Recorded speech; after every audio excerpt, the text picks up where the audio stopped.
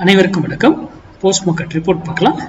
இன்னைக்கு காலையிலேயே market open ஆகிறது முன்னாடி நம்ம 2 மணிக்கு ப்ரீ மார்க்கெட் அனலைஸ்ல எந்த ஸ்ட்ரைக் எப்படி இருந்தால் என்ன நடப்பதற்கான வாய்ப்புகள் இருக்குங்கிறத அப்டேட் பண்ணிக்கணும். அது என்ன நடந்திருக்கா இல்லையான்னு பார்க்கலாம்.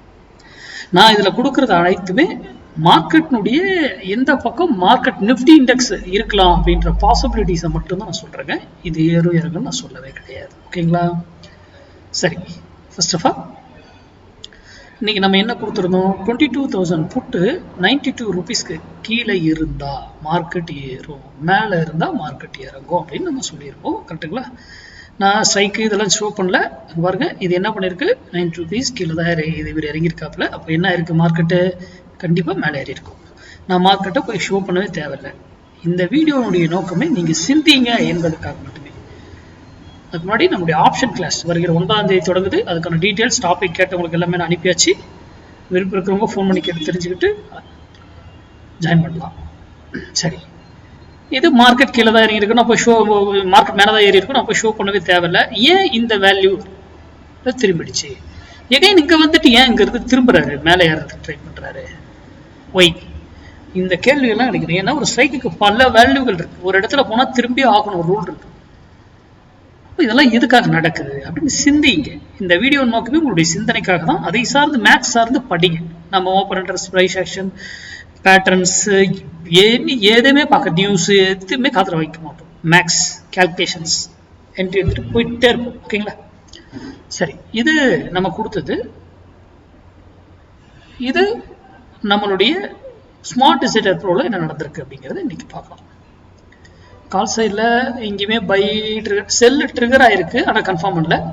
இங்கே பை ட்ரிகர் ஆயிருக்கு, அதையும் கன்ஃபார்ம் பண்ணல. ஒன்று ஓகேங்களா? கால் சைடில் விட்டுருங்க ரெண்டுமே. அதுக்கப்புறம் செல் ட்ரிகர் ஆனது ஈர்த்துருச்சு, கீழே வந்துருக்கு, அது விட்டுருங்க. இங்கே பாருங்க என்ன இருக்குங்க? செல் ட்ரிகர் ஆயிருக்கா, அதை கன்ஃபார்மும் பண்ணிடுச்சா? இனி என்ன டைம் கன்ஃபார்ம் பண்ணது? 9:40. அதுக்கப்புறம் இவர் என்ட்ரி, இப்போ இவரை தான் நம்ம பை பண்ணணும். அப்போ இவர் என்ன பண்ணணும்? உங்க 5 மினிட்ஸ் எதுவுமே இவர் பைட் இருக்கிறாங்க. அப்போ நம்ம இவரை 1 மினிட்ல சேஞ்ச் பண்ணிக்கலாம். 1 மினிட்ல சேஞ்ச் பண்ணிட்டு போயிட்டு 1 மினிட்ல இவர் எங்கேயாவது பைட் இருக்கிறா அப்படின்னு பார்ப்போம்.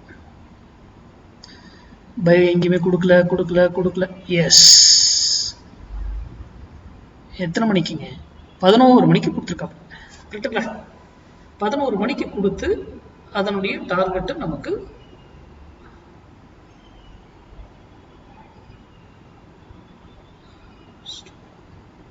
ஸ்டாப் லாஸ் இது, என்ட்ரிஸ் இது. ஓகேங்களா? இது கன்ஃபார்ம், இந்த கேண்டில் கன்ஃபார்ம் பண்ணிடுச்சு. அடுத்த இதில் எடுத்துருச்சு, போயிட்டு ப்ராஃபிட் கொடுத்துருச்சு. எவ்வளோ நமக்கு என்ன ரிட்டர்ன் கிடைச்சிருக்குங்க? 16% போயிருக்கு. ஓகேங்களா? ஏன் இங்க இருந்து திரும்பிச்சுன்னா அதுக்கு மேக்ஸ் வேல்யூஸ் இருக்கும், அது கூட பயன்படுத்தும். இல்லையே அதுக்கு கூட இப்ப மேக்ஸ் இங்க இருந்தே நம்ம எடுத்துக்கலாமா? எஸ், இங்க இருந்தே எடுத்துக்கலாம். அதுக்கெல்லாம் மேக்ஸ் வேல்யூ தெரிஞ்சிருக்கணும். கால்குலேஷன்ஸ் நான் எப்பவுமே சொல்றது மேக்ஸ், அதை சார்ந்து இருக்கணும் அப்படின்னு. ஓகேங்களா?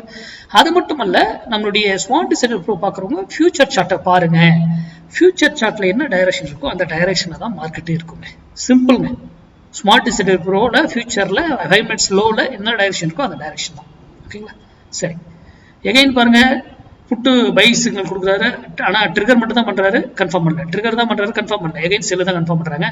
இங்க பாருங்க 5 மினிட்ஸ்ல சூப்பரான என்ட்ரியா, ட்ரிகர்டு, கன்ஃபார்ம், அடுத்த கண்ணில் லேட்டஸ்ட் என்ட்ரி பறந்துருச்சா?